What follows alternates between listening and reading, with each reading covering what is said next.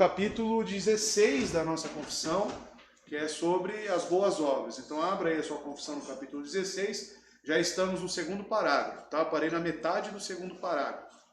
E vamos aqui dar a sequência neste ensino, tá bom? Então, relembrando o parágrafo, aqui está o texto base do segundo parágrafo, tá? Apenas vou ler e vou voltar para onde nós paramos, tá? Estas boas obras, feitas em obediência aos mandamentos de Deus, são os frutos e as evidências de uma fé viva e verdadeira.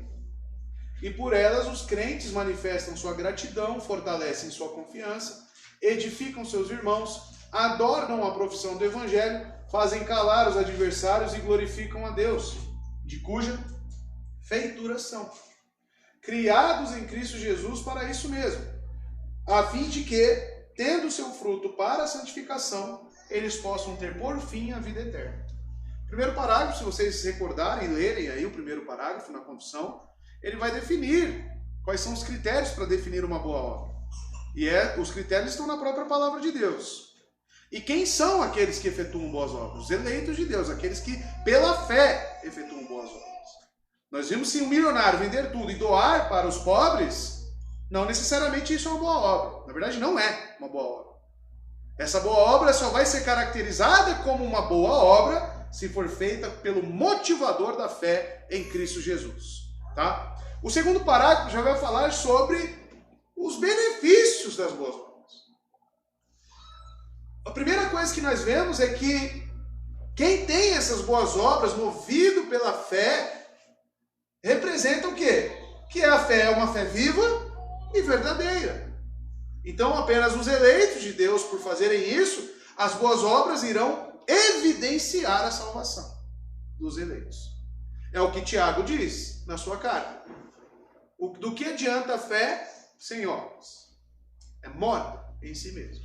Tá? Então é sobre isso que nós vemos semana passada. Né? Boas obras são frutos da nossa fé. Ela esboça a nossa gratidão, né? Porque eu falei aqui que gratidão não é apenas você, Jesus, obrigado pela salvação. E sim uma vida transformada, onde o amor de Cristo nos transforma e nos coloca no serviço do Evangelho. As nossas vidas andam em consonância com a palavra de Deus, em harmonia, tá? Então, ser grato a Deus é andar como Cristo andou. É ter uma vida transformada, tá?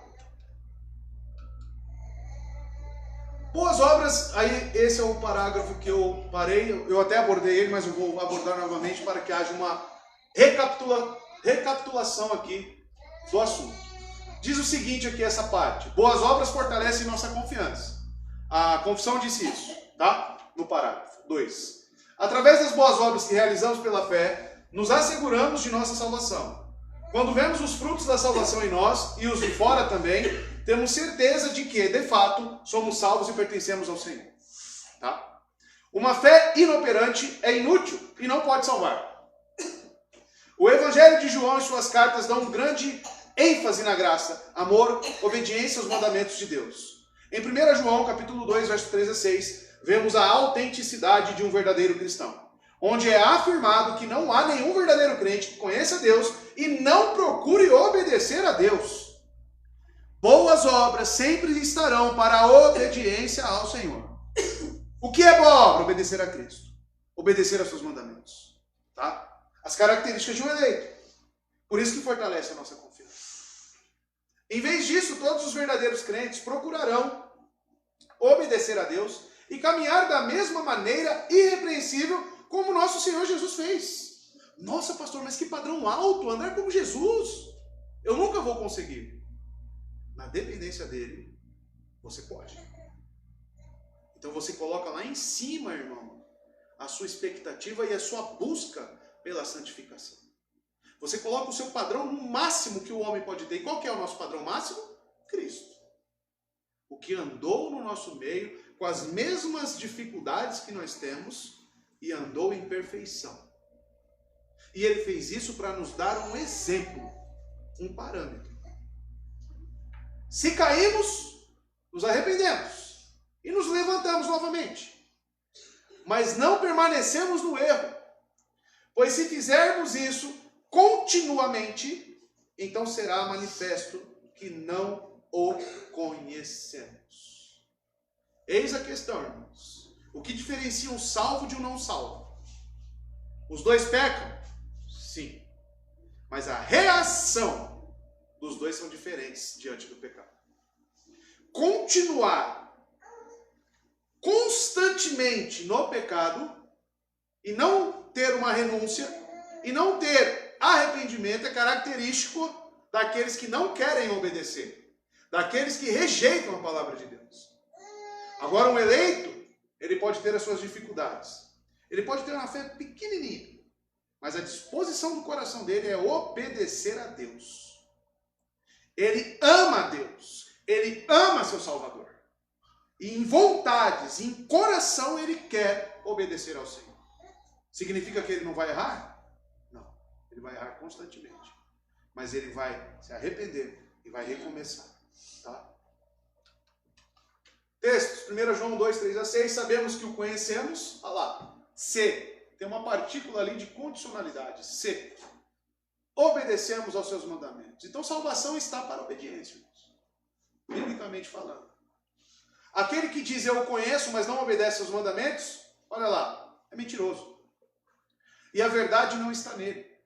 Mas se alguém obedece a sua palavra, nele verdadeiramente o amor de Deus está aperfeiçoado. Desta forma sabemos que estamos nele. Aquele que afirma que permanece nele, olha o padrão lá. Quem é o sujeito ali? Deve andar como ele andou. Quem é o sujeito? Quem é o ele? Está aí o padrão. Né? Andar como Cristo andou. 1 João 3, 18 a 20. Né? Essa carta de João, irmãos, vai falar exatamente sobre a característica de um eleito. Se você tem dúvida se você é um eleito ou não, você precisa ler essa carta. Está ali. Tá? Filhinhos, não amemos de palavra nem de boca, mas em ação, olha as boas obras lá, em ação e em verdade. Assim saberemos que somos da verdade e tranquilizaremos nosso coração diante dele. Olha a certeza da salvação, olha ali. Quando o nosso coração nos condenar. Por quê? Porque sabemos que temos um Deus que morreu no nosso lugar. Porque Deus é maior do que o nosso coração e sabe todas as coisas. Então, amados, estar nesse relacionamento pactual com Cristo é ter a certeza de que você errar, você tem alguém que te justifica e que pode te tirar do erro. E você busca isso constantemente. Tá? As boas obras edificam, olha só. Então não só tem um benefício pessoal, individual da pessoa, mas como também, amados, tem um benefício para o nosso próximo. Boas obras edificam nossos irmãos e irmãs em Cristo. As boas obras em nossas vidas ajudam os nossos irmãos em necessidade e os movem para também glorificar nosso Senhor. Pessoas salvas que executam boas obras acabam se tornando referências. Acabam influenciando. Poxa, a fé que esse homem ou essa mulher tem. Olha como essa mulher depende de Deus, é uma mulher de oração. Aí você começa a olhar para aquela pessoa, pela fé que ela tem em Cristo, e fala, é isso. E aquilo te incentiva a também ser uma mulher ou um homem de oração. Apenas um exemplo, claro. Em Mateus 5,16, a luz que brilha diante dos homens, lemos sobre pessoas que glorificarão o nosso Deus por causa das nossas obras. Mas também no verso 15, quando o Senhor fala sobre a lâmpada que significa nossas boas obras, lá no final do verso ele diz que a lâmpada dá luz a todos na casa. Então leia, capítulo 5 do Sermão do Monte, Mateus, ele vai falar sobre essa luz que brilha para todos. Não se pode esconder uma lamparina, né? Ou uma vela, ou o que seja, a fonte de luz debaixo de uma cama. Ou debaixo de uma vasilha. Como Martinho Lutero disse, Deus não precisa de nossas boas obras, mas nossos vizinhos precisam. Nossos irmãos precisam. É por isso que as boas obras são cruciais para o crente. Pois através de nossas boas obras, Deus ministra aos outros.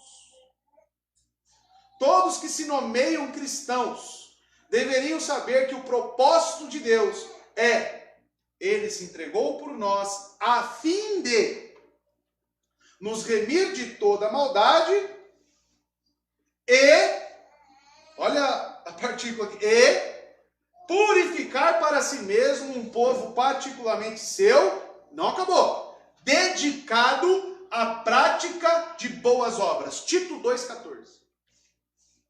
Ser salvo automaticamente vai te colocar para as boas obras.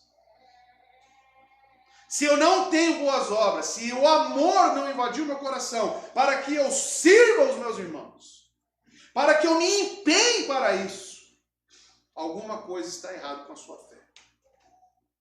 A fé está para o amor, a dedicação às boas obras.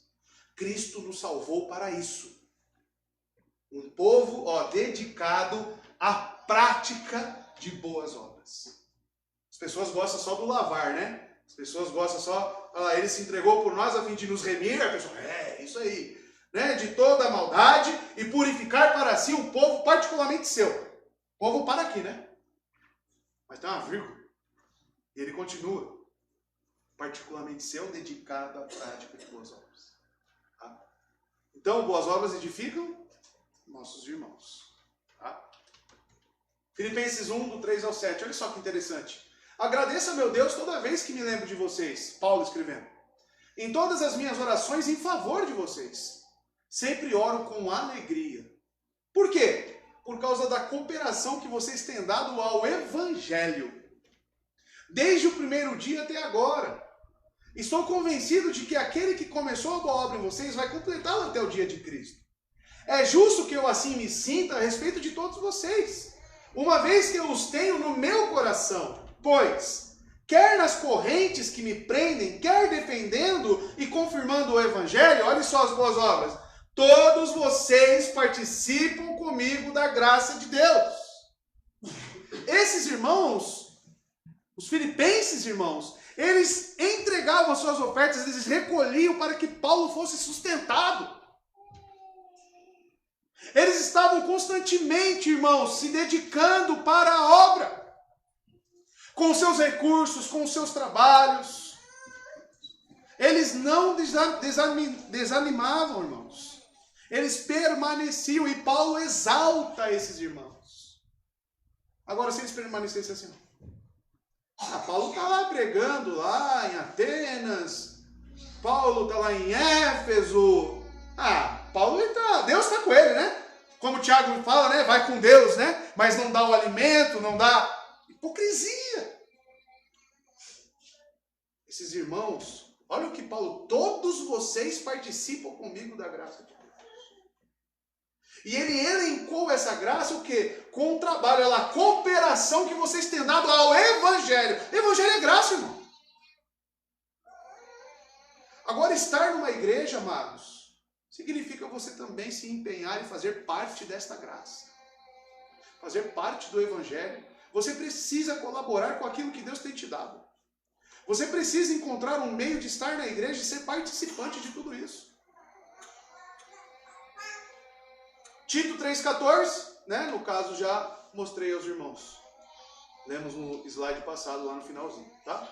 Não, perdão, esse aqui é o 2,14, esse aqui é o 3,14. Quanto aos nossos, que aprendam a dedicar-se à prática de boas obras, a fim de que supram as necessidades diárias e não sejam improdutivos. Estar numa igreja e ser improdutivo é característico de um eleito? Não é. Eu sempre falo, o Maurício tem cuidado, né, das escalas, o serviço diário, cotidiano da igreja, né? E eu sempre falo para ele, olha, uma pessoa que não cumpra com a sua parte, ela vai afetar mais muitas outras pessoas. Correto, irmão? E isso acaba sendo uma demonstração de falta de amor. Porque às vezes eu não cumpro a minha parte, uma pessoa vai ter que vir, a Ana, por exemplo, lá de Biritibuçu, com 2 crianças no ônibus, para vir me cobrir. Por um ato de egoísmo meu. Só um exemplo, tá? Não estou falando, só um exemplo que eu estou dando aqui. E pode ser a Josi, por exemplo, que vem lá do Tabuão. Porque, eu tenho um aniversário do meu primo. Não vou cumprir. Estou falando que ir no aniversário é proibido, não é isso. Mas eu tenho que pensar primeiro em quem? Nos de casa. Eu tenho que pensar primeiro nos meus irmãos. E não sacrificar eles para benefício próprio. Isso não é amor. Isso não é querer o bem da pessoa. E nós temos que pensar nisso, irmãos. Pensar na Maria, que toda terça-feira está aqui cedo fazendo os pães de mel. Pensar no Reginaldo, que veio aqui fazer faxina antes, tem que abrir a porta para ele. E olha que eu estou trazendo as boas obras para coisas pequenininhas. Eu não estou nem indo adiante. Então não é só uma faxina. Não é só uma cantina, porque a cantina recolhe fundos para que a igreja continue pregando o evangelho. Não é só um doce. E as pessoas não entendem, irmãos. Eu utilizo esses exemplos porque é algo prático que nós estamos envolvidos, que nós podemos perceber muitas coisas. Agora eu tenho dificuldade para cumprir escala, eu tenho dificuldade para servir na igreja. O que eu estou fazendo na igreja?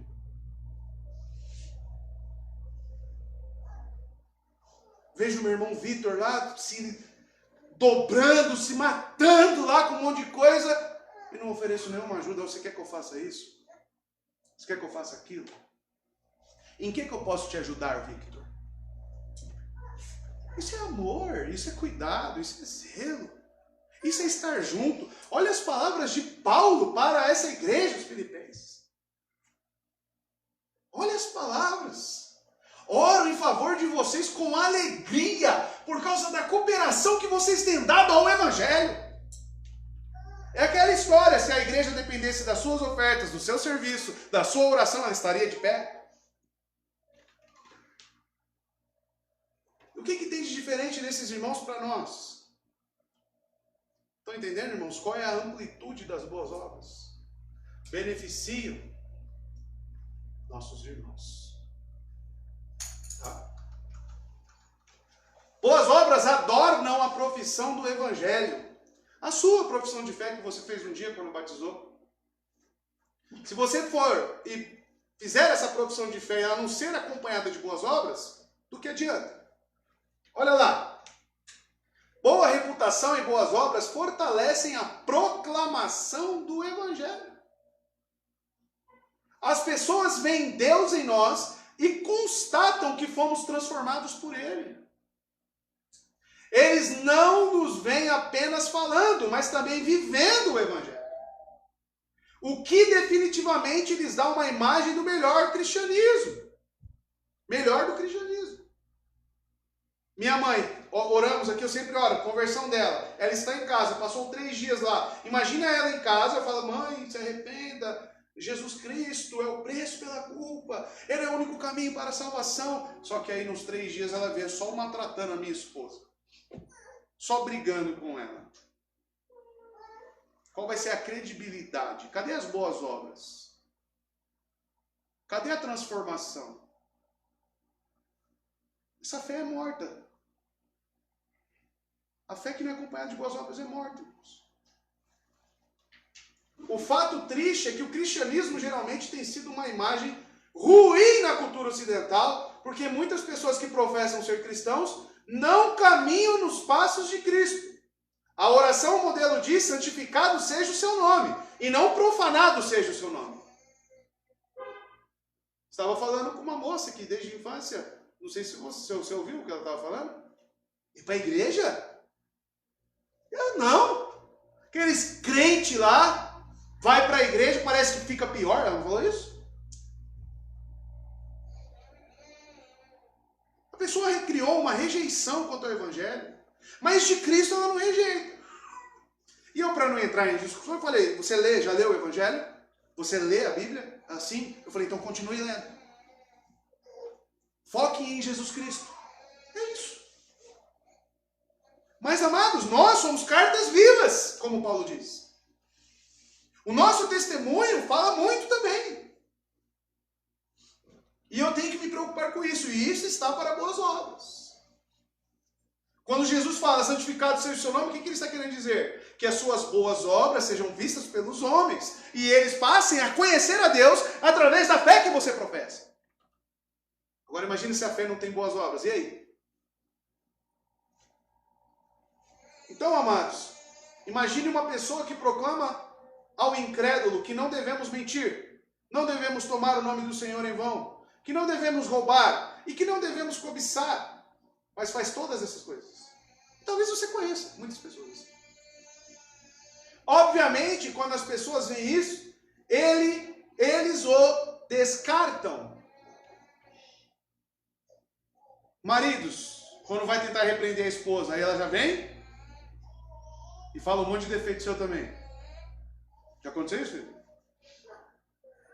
E elas não estão erradas. Elas não estão erradas. Porque é aquelas que convivem com cada um de nós. E conhecem a gente de perto. Então, qual é o foco dos maridos? Que eu seja irrepreensível. Que minha esposa não tenha nada para falar de mim. E eu posso chegar nela e corrigi-la com mansidão, com amor. E ela vai ver eu como modelo. Vai ver Cristo em mim. Agora, será que a sua esposa pode falar que você é crente? Sua esposa já virou para você e falou, você é um crente. Boas obras, irmãos. Como é que é do casamento lá, Fábio, que você falou? Porsche que disse? Como é que é? Você pode replicar aí, rapidinho? É. Se tiver chegar no barco, esse barco começar a afundar no meio do mar. E aí você só pode salvar você e mais uma pessoa. E tá você, sua esposa e seus filhos. Quem você salvaria? E tem que ser quem? Esposa. A esposa. O filho então morre. E a esposa você salva. E aí, maridos? Que já tem filhos? Deixaria lá o pequeno? Para trás? Salvaria sua esposa? Tem que deixar. O Porsche ainda fala desse negócio também que o Fábio falou. O Porsche fala, a Bíblia fala para o marido da vida da esposa, não dos filhos. Adão estava lá sozinho, viu que ele não era bom ele estar só, aí deu um filho para ele. Foi isso? Deu uma esposa. Acabou. Tá? Boas obras, irmão. Isso é boa obra. Maridos, amar a sua esposa e cuidar bem dela é boas obras. Aí das mulheres, né? Quem estava no acampamento lá viu muito claramente o que vocês têm que fazer. Aquilo é boas obras. Tá? 1 Timóteo 6,1. Todos os que estão sob o jugo da escravidão devem considerar seus senhores como dignos de todo respeito, para que o nome de Deus e o nosso ensino não sejam blasfemados. O contexto da época tinha escravos. Primeiro século? Tinha. Então Paulo escreve a Timóteo, né, porque provavelmente tinha escravos convertidos, e aqui está a base. E aí ele falava, só obedeçam os senhores que forem bons para vocês. E como é que era um escravo, irmão? Apanhava do Senhor? Apanhava? Ficava sem comer? Ficava no relento, às vezes, não entrava para o quarto? Aí a Bíblia fala para quê? Odiar o Senhor? Continue obedecendo. Para quê? Para que o nome de Deus e o nosso ensino não sejam blasfemados. Eu tenho certeza que nem se compara a sua vida com a de um escravo daquela época. Tito 2, 9 e 10. Ensine os escravos a se submeterem em tudo a seus senhores e procurem agradá-los, a não serem respondões e não roubá-los, mas a mostrarem que são inteiramente dignos de confiança. Para quê? De novo, né? Para quê? Para quê? Para que assim tornem atraente em tudo o ensino de Deus, nosso Salvador. Precisa de testemunho? Está vendo aí, irmãos? As boas obras calam os adversários. E realmente calam. Boas obras não só enfeitam e fortalecem a proclamação do Evangelho, como vimos, mas também cala a oposição. E nossa confissão diz isso no texto do segundo parágrafo. Em 1 Pedro 2,12 diz: vivam entre os pagãos de maneira exemplar, para que, entre os pagãos, e nós vivemos entre os pagãos, para que, naquilo em que eles os acusam de praticarem o mal, observem as boas obras que vocês praticam e glorifiquem a Deus. As falácias contra um cristão devem ser caladas pelo testemunho. É o que Cristo falava, irmãos. Vocês não querem crer em mim? Tudo bem. Mas creio nas obras que eu faço. Porque elas falam por si só. Já pregamos isso aqui. Não só os milagres, mas a própria conduta. Eu imagino estar com Cristo, irmãos. Devia ser algo. Não tinha o que falar. Nada. Você olhava para Cristo e você via alguém digno de honra. E sendo honra. O que se espera de nós, irmãos?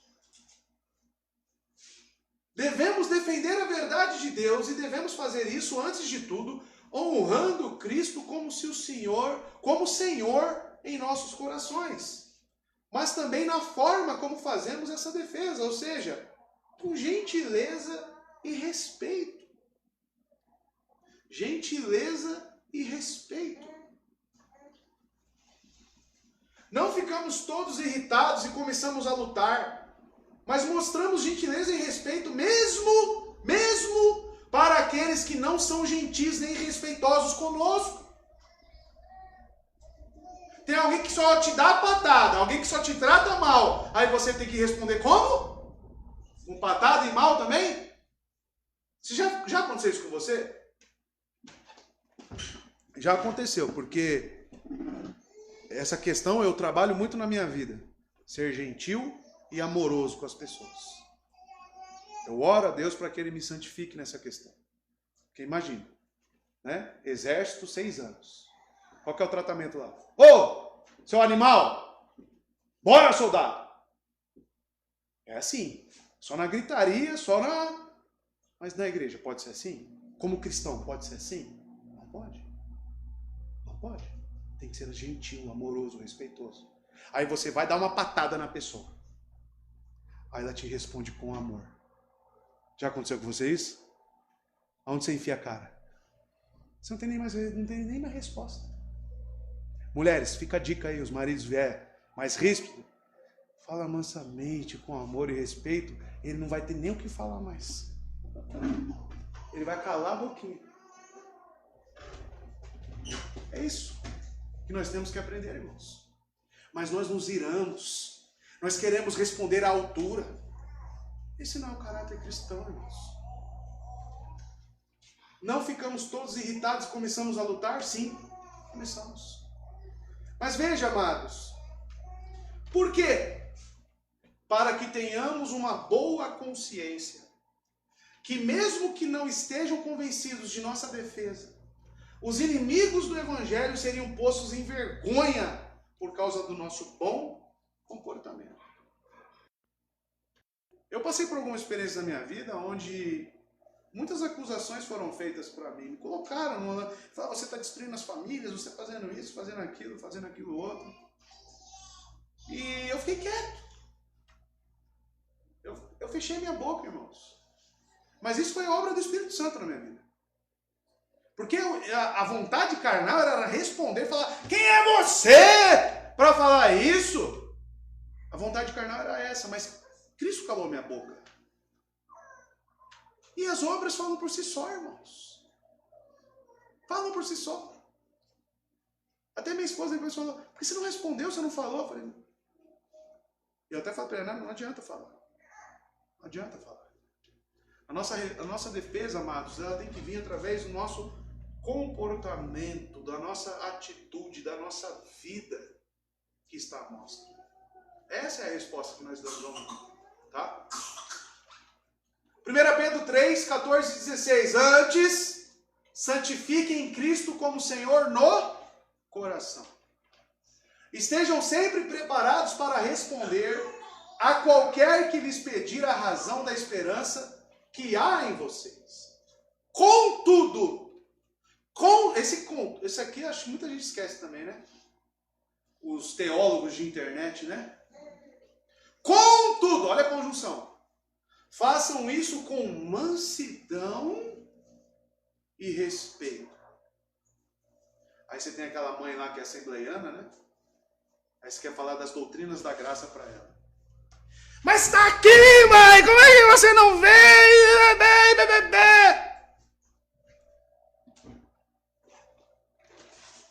Mansidão e respeito. Conservando boa consciência, de forma que os que falam maldosamente contra o bom procedimento de vocês, porque estão em Cristo, fiquem envergonhados de suas calúnias. Amados, aprender com uma pessoa que é mansa, aprender com uma pessoa que é respeitosa é muito mais agradável. É ou não é? Vocês tiveram diversos professores na vida de vocês. E tinha professores e professores, né? Qual que você mais gostava? Eu lembro até hoje, era uma de matemática minha. Fazia coraçãozinho no meu caderno, dava boa nota, né? Fazia aquele... Era o que eu mais gostava, o professor que eu mais gostava. Nós, amados, precisamos fazer tudo com mansidão e respeito, tá? As mulheres a serem prudentes e puras, né? As mulheres não têm, tá? Mas eu coloquei as mulheres porque está se referindo às mulheres. A serem prudentes e puras, a estarem ocupadas em casa, a serem bondosas e sujeitas a seus próprios maridos. A fim de quê? A fim de quê? A palavra de Deus não seja difamada. Mulher não para em casa, vive batendo perna, fofocando na casa dos outros. A casa lá é um caos. Marido trabalhando, né? Aí em casa, rixosa, goteira. O que ela está fazendo? Difamando a palavra de Deus. Difamando a palavra de Deus. Estou falando das mulheres agora porque eu já bati nos maridos, né? Então agora eu posso falar das mulheres, né? Tá vendo, irmãos? O que a palavra diz? 1 Coríntios, capítulo 7, verso 14. Pois o marido descrente é santificado por meio da mulher, e a mulher descrente é santificada por meio do marido. Se assim não fosse, seus filhos seriam impuros, mas agora são santos. Amados, está ali. Conduta. A conduta irrepreensível constrange as pessoas. O falar manso e respeitoso constrange aqueles que são brigões. Está aí, amados. Boas obras. Tudo isso é boa obra. Tá? É isso que Deus requer de nós. Boas obras glorificam a Deus e revelam o caminho para a salvação. Olha só que interessante. O propósito de toda boa obra gerada em nós deve ser a glória de Deus. Paulo ora para que os crentes sejam preenchidos com o fruto da justiça que vem através de Cristo, para a glória e louvor de Deus. Filipenses capítulo 1, verso 11. Ele ora para que Deus possa nos encher com o fruto da justiça, que certamente inclui boas obras que brotam de boa conduta e um bom coração, para que Deus possa ser louvado e glorificado. As boas obras são o caminho designado para a vida eterna. Elas são o caminho, mas são a porta. A vida cristã não começa através das boas obras, mas indica. Quando uma pessoa olha para um cristão verdadeiro e vê aquele cristão dedicado ao Senhor, obedece, você vê a transformação na vida daquele cristão, mostra ou não mostra o caminho? Não é um grande sinaleiro? Já passou na estrada à noite e viu aquelas setas gigantes piscando? É a vida de um cristão verdadeiro. Indica o caminho. A diferença é tanta que a pessoa vai chegar em você: por que você é tão diferente? O que te faz ser assim?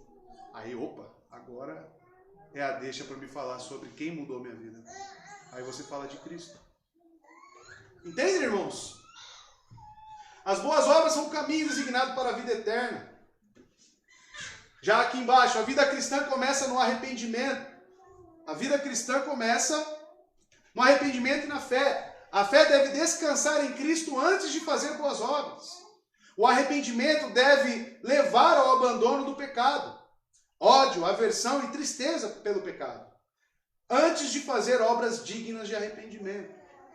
Isso aqui entra naquilo que falamos lá no início, né? Que as nossas boas obras têm que ser motivadas pela fé em Cristo. E claro que vai acompanhar o arrependimento, a transformação de vida.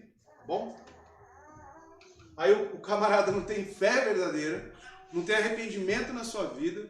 A mulher sabe que é um crápula, mas quer vir participar dos eventos sociais da igreja, entregar a marmitinha lá pro mendigo, sair na foto, né? Aí quer. Aí você acha que é... Pensa comigo, irmãos. Você que conhece aquele cristão falso. Aí você vê a foto lá no Facebook, lá, ele entregando a cesta básica e tirando selfie. O que você pensa? O que os outros no mundo pensam? O vizinho, que só ouve gritaria na casa, só ouve distrato com a esposa. Aí na foto, olha lá, boas obras, o bom samaritano. Aí a pessoa liga a realidade com a foto. Qual que vai ser a opinião da pessoa? Olha lá, fala que é cristão ainda, por isso que eu não quero ir para a igreja. Olha lá, ser cristão, ir para a igreja para ser assim? Eu não, fico em casa. Quantas vezes você ouviu isso? Isso é para você ter uma noção de como está o testemunho cristão aí fora. Não deveria ser assim, irmãos. Então, boas obras glorificam a Deus e revela o caminho para a salvação. Mostra o caminho para a salvação. Tá? Romanos 6:22. Mas agora que vocês foram libertados do pecado e se tornaram escravos de Deus, o fruto que colhem leva à santidade e o seu fim é a vida eterna. Então, amados, olha só, o fruto que colhem quando se tornamos escravos de Deus, ou seja, justificados em Cristo, o fruto que colhem leva à santidade. E o seu fim é a vida eterna. Mateus 7:21-23. Nem todo aquele que me diz Senhor, Senhor, entrará no reino dos céus. Mas quem vai entrar? Olha só. Mas apenas aquele que faz a vontade do meu Pai que está nos céus. Fazer a vontade do meu Pai. Boas obras. Muitos me dirão naquele dia, Senhor, Senhor, não profetizamos nós em teu nome? Em teu nome não expulsamos demônios? E não realizamos muitos milagres? Pergunta para esses que falaram isso. Qual era o motivador deles a fazer isso? Era Cristo? Era fé? Com certeza não, porque olha o que Cristo diz. Então eu lhes direi claramente, nunca os conheci. Afastem-se de mim vocês que praticam o mal. Está aí. Pessoas que achavam que eram cristãos. E entramos no terceiro parágrafo, tá? Que eu vou parar por aqui no momento. Bom?